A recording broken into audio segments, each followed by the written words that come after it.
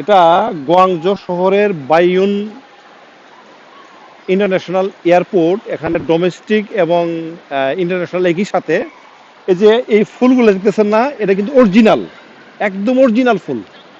এটা প্রায় সমতল ভূমি থেকে 6-7 তলা উপরে, 7 তলা উপরে। এখানে কিন্তু পানির ফোয়ারা এবং কিন্তু মাছ আছে, সুন্দর মাছ। এই যে এদিকে বাউন্ডারি দেওয়া, ওইদিকে কিন্তু যাওয়াও যায় না আর কি। এবং খুবই চমৎকার। এবং শুধু আমরা না, যে উপরে জাহাজের আদলে করছে, করার পর সামনে কিন্তু পাখা, সামনে কিন্তু ওনাদের পাখা, মানে নৌকা বাইজের যে সুন্দর করে। আর ছাদটা করছে হলো ওনাদের দেশের চমৎকার একটা গাছ আছে, ওই গাছের পাতার আঙ্গিকের মধ্যে হলে আর কি। সে গাছের পাতাটা হলো এইটা, এই যে এই পাতার আঙ্গিকে তারা এই যে এয়ারপোর্টের মডেলটা সাজাইছে। সম্ভবত এটা তাদের জাতীয় গাছ কিনা বলা, বলতে পারলাম না, কিন্তু আপনি সামনে থেকে যদি দেখি আর কি। পরে যে গাছ দেখতেছেন, এই গাছগুলা কিন্তু প্লাস্টিক, কিন্তু নিচে যে গাছগুলো আছে, এই গাছগুলা সম্পূর্ণটাই জীবন্ত, জীবন্ত। আর এটা হয়তো আপনারা অনেকে মনে করবেন যে এটা শ্বেত পাথর দিয়ে বানাইছে। এটা শ্বেত পাথরও না, এটা আসলে কাঠও না, এটা হলো ওনাদের ফাইবার, ফাইবার দিয়ে বানানো, খুবই চমৎকার। আর এই যে এত গাছ দেখতেছেন, এত সারাটাই সবুজ দিয়ে ভরা, কিন্তু কোথাও একটা মশামাছি পর্যন্ত নাই। আর নিচের যে রঙিন কার্পেট, এই কার্পেটটা হলো এটা ওনাদের ঐতিহ্য। পাহাড়ের যে ওনাদের পাদদেশে এরকম থাকে, এটার ঐতিহ্য। আপনি, আমরা যখন এয়ারপোর্টে আসি, কত তাড়াহুড়া থাকে আর কি, যে কখন ইমিগ্রেশন করব, কখন বোর্ডিং করব, কখন ইমিগ্রেশন করব, হাতে সময় থাকলে একটু চা পানি করব। কিন্তু আজকে প্রিয় মুহিব ভাইকে বিদায় দিতে আসছিলাম এই বিমানবন্দরে, মুহিব ভাই চলে গেলেন। এই যে ফুল দেখতেছেন, যদিও হাত দেওয়া নিষেধ, আমি সরি হাত দিয়ে ফেলছি, এগুলি কিন্তু সমস্ত জীবন্ত ফুল, নট আর্টিফিশিয়াল। এই প্রত্যেকটাই রঙিন জীবন্ত ফুল। ওই দিকটাই আরো আছে, আমরা ওইদিকে আমরা গেলাম না। আমরা একটু যদি হাতের বাম দিকে যে, যেদিক দিয়ে ঢুকলাম ৬৬ নম্বর গেট, আমরা সেদিকে যাব ইনশাল্লাহ। ইনফরমেশন নেওয়া যাচ্ছে। আর যাত্রীদের বসার জন্য পর্যাপ্ত পরিমাণে জায়গা, যেখানে সেখানে করে রাখছে, মানে জায়গার কোনো অভাব নাই যাত্রীদের বিশ্রামের জন্য। আর আমাদের যেমন ঢাকা এই বিমানবন্দরগুলোতে ইনফরমেশন ডেস্ক আছে, কিন্তু লোক নাই। এখানে প্রত্যেকটা লোক অ্যাক্টিভলি কাজ করতেছে।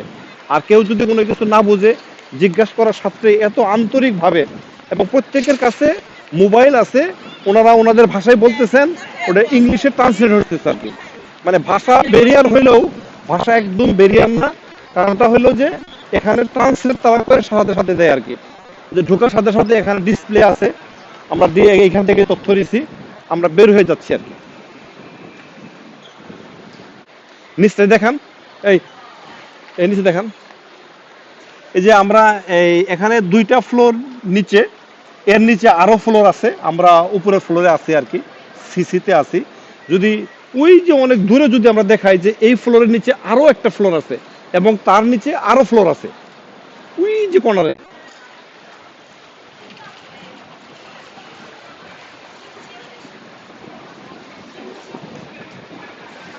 হ্যাঁ, এদিকে যাবো।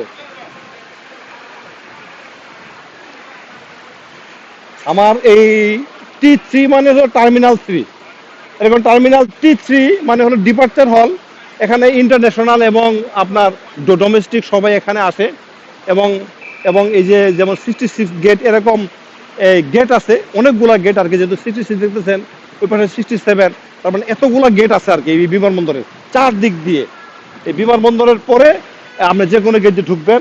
আর যারা একটু আয়েসি, এই এরকম হিলটন হোটেল আছে সামনেই, যেমন আমরা থাইল্যান্ডে দেখেছি হিলটন হোটেল, একটা ওনাদের ইন্টারন্যাশনাল ব্র্যান্ড, চমৎকার কিন্তু সুযোগ সুবিধা আছে।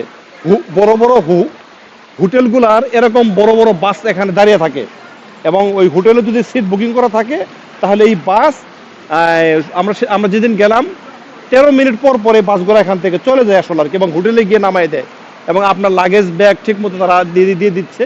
আর ট্যাক্সি এখানে অ্যাভেলেবল। এমুক ধরিকন, এই যে গত রোববারের দিন প্রিয় মাতৃভূমি বাংলাদেশ থেকে আমরা এই হল দিয়ে আমরা বের হয়েছিলাম। এবং এই কয়েকটা দিন যে এনার বিভিন্ন শহরে যে ঘুরলাম, দেখলাম, ফিরলাম, আসলে মানুষ যে বলে, মানুষ না, আমার কেন জানি মনে হইলো যে world is beautiful but China is beautiful.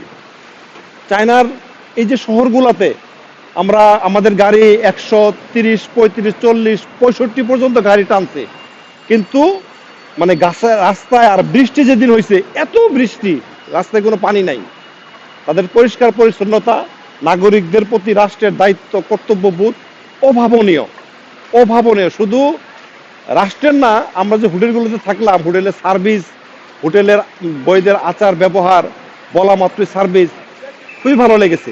এই দেশ উন্নতি করবে, এই দেশের সঙ্গে যাদের কানেক্টিং থাকবে, ব্যবসা বাণিজ্য থাকবে, ভবিষ্যতে তারাও উন্নতি করবে, কারণ আপনি ভালো, তাহলে আমাকে ভালো হতে হবে আর কি। ধন্যবাদ।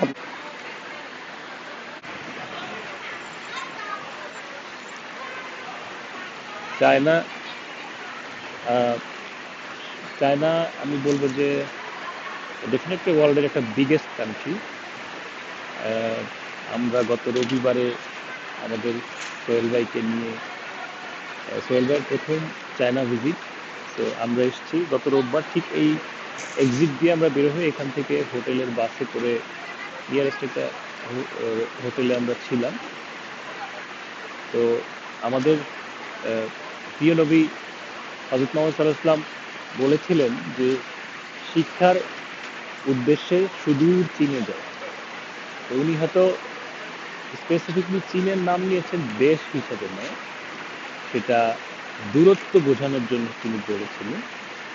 তো সেই চায়না এখন পৃথিবীর আহ, একটি অত্যন্ত গুরুত্বপূর্ণ অবস্থানে আছে, এবং তাদেরকে সবচেয়ে মজার বিষয় হচ্ছে সৃষ্টিকর্তা যেই জ্ঞানটা তাদেরকে দিয়েছে, প্রতিটা ডিপার্টমেন্ট থেকে, প্রতিটা জায়গায়, প্রতিটা মিনিস্ট্রিতে তারা সেই মেধাটাকে কাজে লাগিয়েছে।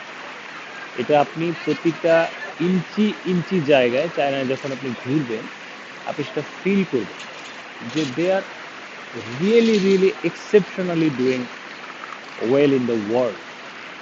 পৃথিবীকে তারা দেখিয়ে দিচ্ছে আসলে করণীয়টা কি।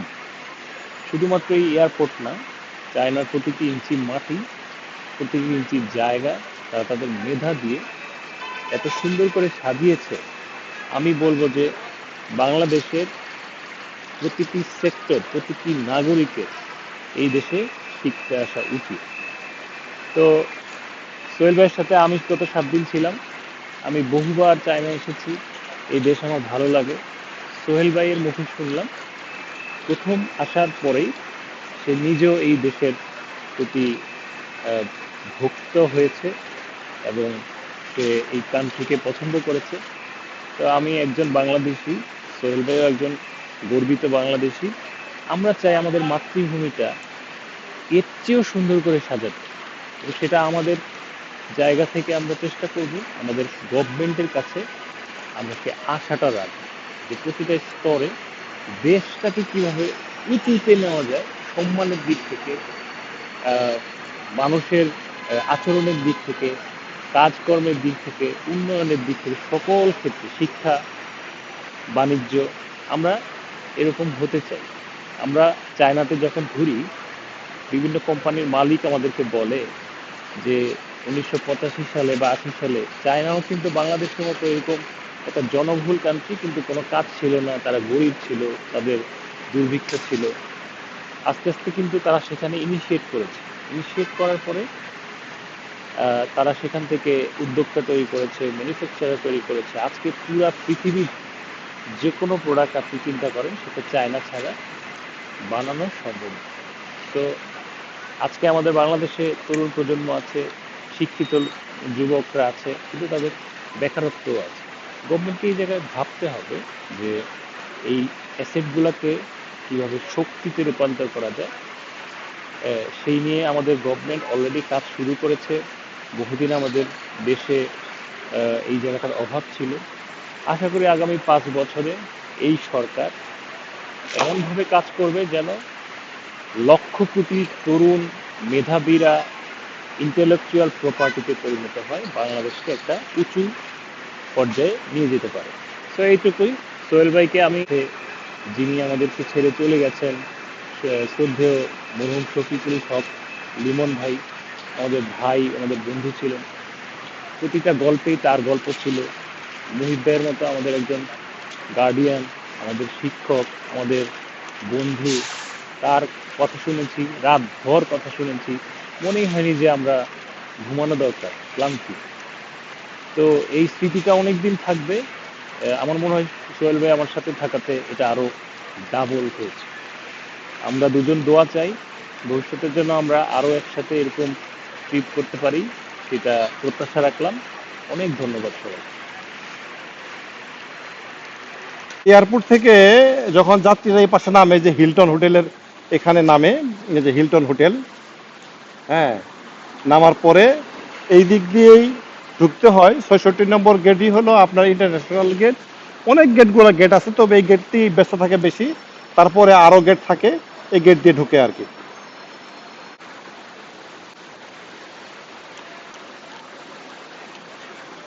মহান আল্লাহ উত্তম রিজিকের মালিক দাতা, আল্লাহর কাছে দোয়া করি, হে মহান আল্লাহ, আপনি আমার রিজিক পৃথিবীর বিভিন্ন প্রান্তে ছড়িয়ে দিন, যেখানে গিয়ে আপনার রিজিক খেয়ে আপনার এই সুন্দর পৃথিবী যাতে নয়ন ভরে দেখতে পারে, আপনার শুকরিয়া আদায় করতে পারি। এখানে যে অবস্থায় থাকি না কেন, যাতে আপনার শুকরিয়া আদায় করতে না ভুলে যাই।